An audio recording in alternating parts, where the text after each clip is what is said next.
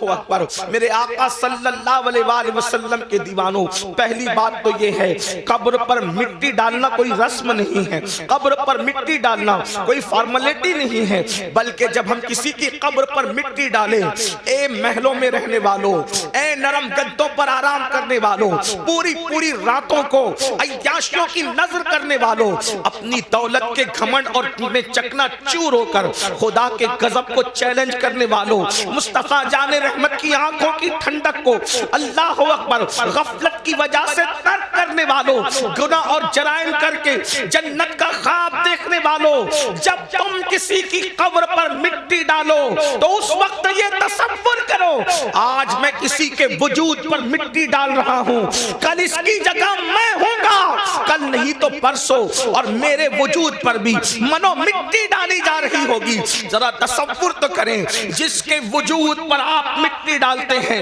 حالانکہ وہ مسنون ہے، اس مومن کا حق ہے، لیکن کبھی ہمارے وجود پر بھی تو مٹی ہوگی۔ وجود پر ننھا سا کوئی دھبا اگر لگ جائے، چاہے پھول کا ہو، چاہے عطر کا ہو، چاہے تیل کا ہو، چاہے سالن کا ہو، کتنا بے چین ہو جاتے ہو۔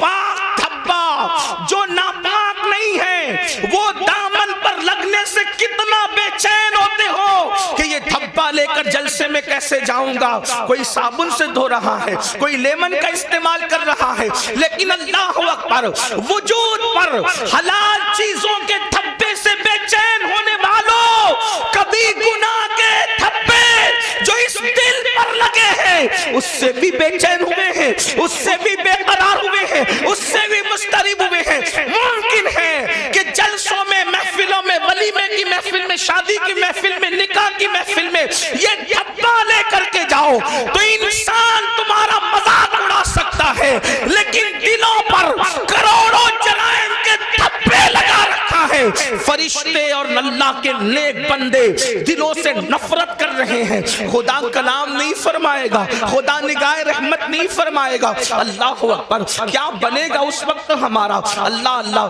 جب ہم پہلی مٹھی بھر کے مٹی ڈالتے ہیں تو کہتے ہیں منہا خلقناکم، اسی پر انسان کا غرور چکنا چور ہو جانا چاہیے۔ لوگ کہتے ہیں میں سردار ہوں، میں مخیر ہوں، میں ادیب ہوں، میں خطیب ہوں، میں ڈاکٹر ہوں، میں انجینئر ہوں، میں وکیل ہوں۔